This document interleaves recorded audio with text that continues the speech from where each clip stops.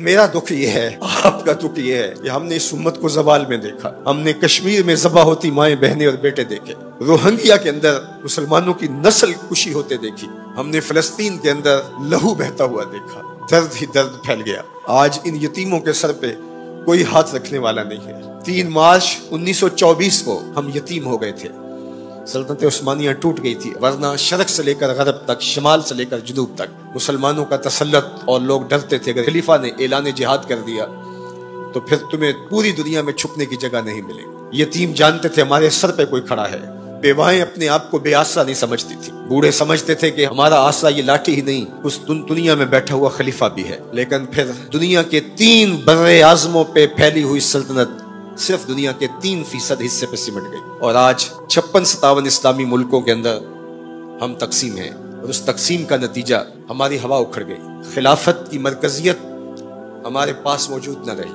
خلافت سے تصور لے کے یورپ نے اپنی صف بندی کی، اور یہ کتنے ملک جڑ کر کے ایک یونین بناتے ہیں اور ہماری وحدت کے ٹکڑے ٹکڑے کر دیتے ہیں۔ دیکھ مسجد میں شکست رشتہ تسبیح شیخ، اور بت کدے میں برہمن کی پختہ زناری بھی دیکھ، کافروں کی مسلم آئینی کا بھی نظارہ کر، اور مسلموں کی مسلم آزاری بھی دیکھ، چاک کر دی ترک نادان خلافت کی کبا، سادگی مسلم کی دیکھ اوروں کی عیاری بھی دیکھ۔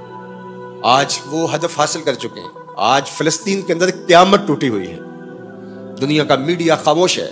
یہ جو خبریں ہمارے تک پہنچ رہی ہیں یہ باقاعدہ سینسر ہو کے آ رہی ہیں۔ یہ سوشل میڈیا کی وجہ سے کچھ تصاویر آ جاتی ہیں، کچھ بلکتے روتے بچے، کوئی بین کرتی مائیں اور کوئی فریاد کرتے بوڑھے ہماری جانب دیکھ رہے ہیں۔ ہماری جانب کیوں دیکھ رہے ہو؟ ہم تمہاری مدد کو نہیں پہنچنے والے۔ گلی میں 3 اوباش کھڑے تھے تو کھڑے کھڑے ان کی شرط لگ گئی کہ دیکھتے ہیں ہم میں سے سب سے بڑا بے غیرت کون ہے۔ تو یہ ثابت کرنے کے لیے گلی میں ایک بوڑھی خاتون آ رہی تھی جس کے ہاتھ میں ڈنڈا تھا، اور اس کو ٹیک ٹیک کے چل رہی تھی۔ ایک اوباش آگے بڑھا اور اس بوڑھی خاتون کے بڑھاپے کا لحاظ کیے بغیر اس کو دھکا دے دیا، وہ گر گئی۔ بہت بڑی بے غیرتی کا اس نے ثبوت فراہم کر دیا۔ لیکن دوسرا آگے بڑھا اور اس نے اس گری ہوئی بوڑھی خاتون کے اوپر ڈنڈے برسانے شروع کر دیے۔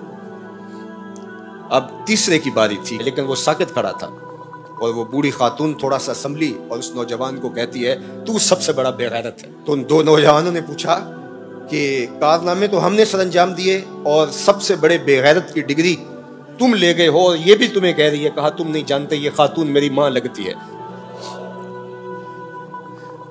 آج اسرائیل نے ان کو مارا، برطانیہ کا وزیر اعظم جنگی جہاز کے اوپر بیٹھ کے ان گرے ہوئے مفلوق الحال لوگوں پر بم برسانے کے لیے خود پہنچا، لیکن وہ کہہ رہے امت مسلمہ تم بے غیرت ہو، ہم تمہاری مائیں لگتی ہیں، ہم تمہاری بہنیں لگتی ہیں،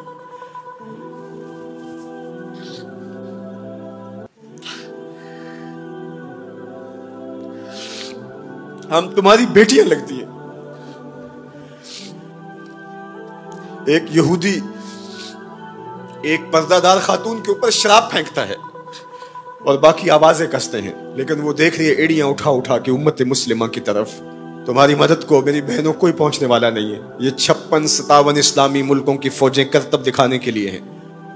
ہمارے میزائل سسٹم، ہمارے اسلحہ جات، ہمارے ٹینک، ہماری توپیں، ہمارا ایٹم بم تمہارے کام نہیں آئے گا، تمہیں مرنا پڑے گا، سسک کے مرنا پڑے گا۔ یہ امت تمہاری مدد نہیں پہنچے گی، 40 ملکوں کی مشترکہ فوج بھی تمہاری مدد کو نہیں پہنچے گی، حرم سے بھی کوئی آواز نہیں اٹھے گی، نہ عجم سے کوئی آواز اٹھے گی۔ آج امت مسلمہ ایک تن مردہ ہے، OIC مردہ گھوڑے کی طرح ہے۔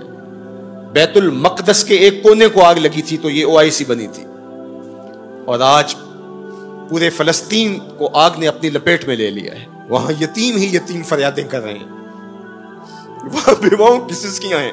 ہم اس حالت کو کیوں پہنچے؟ اس لیے کہ ہم نے قرآن کو چھوڑ دیا۔ نہ ہماری عدالت میں قرآن ہے، نہ ہماری معاشرت میں قرآن ہے، نہ ہماری معیشت میں قرآن ہے، نہ ہمارے مقننہ میں قرآن ہے۔ آج قرآن صرف 2 جلدوں میں بند کر کے ہمارے طاق پہ سجا ہوا ہے۔ یہ نظام حیات تھا، ہم آج تک اسی برطانوی قانون پر جی رہے ہیں، ہم قرآن کا ضابطہ نہیں لا سکے۔ 56-57 اسلامی ملک، مجھے بتاؤ آج کسی کو کوئی کہیں سے نکال دے تو دوسرا ملک نیشنلٹی دے دیتا ہے، اس کو شہریت دے دیتا ہے۔ آج اسلام کو ملک بدر کیا گیا، بتاؤ 56-57 اسلامی ملکوں نے کس نے اس کو شہریت دی ہے؟ کہاں جمہوریت، کہیں بادشاہت، کہاں شخصی نظم، 56-57 اسلامی ملکوں میں اسلام گھومتا رہا. میں غریب الدیار ہوں، مجھے شہریت چاہیے، لیکن کسی نے اسلام کو قبول نہیں کیا. در عجم گردیدہ ہم در عرب، مصطفیٰ نایاب ارزاں بو لہب. اقبال کہتے ہیں میں عجم میں بھی گھوما ہوں، میں عرب میں بھی گھوما ہوں، مجھے ابو لہب ہی ملا ہے، مجھے حضور کا نظام کہیں نہیں ملا. آج دین نبی دا وانگ یتیمہ تے گھر کر تکے کھاوے. اے فلسطین کے یتیموں، تم اکیلے یتیم نہیں ہو. اس وقت اسلام بھی غریب الدیار ہے، اس کا کوئی وطن نہیں ہے. آج اسلام اپنے نظام کے ساتھ کہیں موجود نہیں ہے، اور یہ پستی اور یہ زبوحالی، یہ ذلت، یہ نکبت، یہ رسوائی ہمارا مقدر کیوں نہ ہو، قرآن سے دوری کے نتیجے میں رسوا ہو گئے. ہمارے دردوں کا مداوا قرآن ہی ہے، ہمارے دکھوں کا علاج قرآن ہی ہے. گر تو می خواہی مسلمان زیستن، نیست ممکن جز بقرآن زیستن. اقبال نے کہا اگر تو مسلمان بن کے جینا چاہتا ہے تو قرآن کے بغیر نہیں جی سکتا. اور پھر آگے چل کے کہا فاش می گوئم آنکھ در دل مزمرست، این کتاب نیست چیز دیگرست. کہا جو میرے سینے میں پوشیدہ میں کھل کے نہ کہہ دوں، یہ کتاب نہیں کوئی اور ہی شے ہے. یہ زندگی بانٹ دیتی ہے، یہ اٹھا دیتی ہے گری ہوئی قوموں کو. اللہ اکبر. تو ہم نے اس قرآن سے جڑنا ہے